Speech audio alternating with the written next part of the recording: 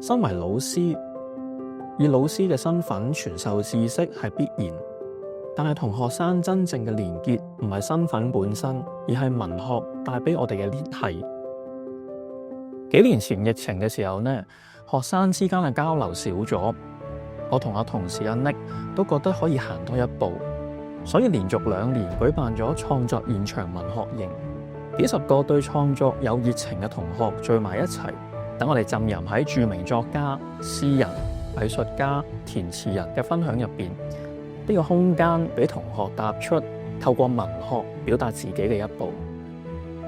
後來有同學嘗試向唔同嘅平台投稿發表創作，參加寫作比賽，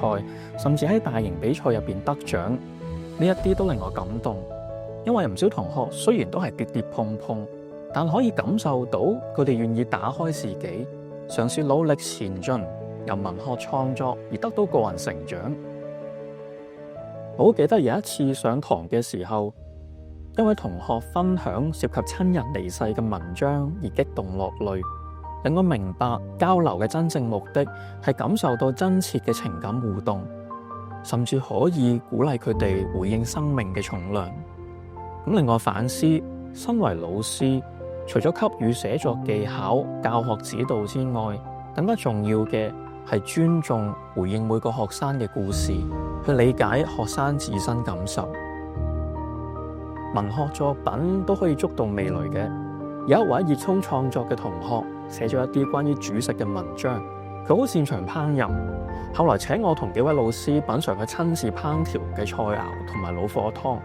呢一種純真嘅互動，我哋都好珍惜。教學同寫作從來都唔單止係理性可估量嘅，呢個係一門人文學科。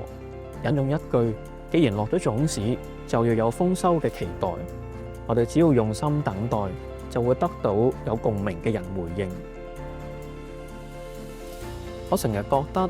我不過係俾佢哋行多幾步路嘅人。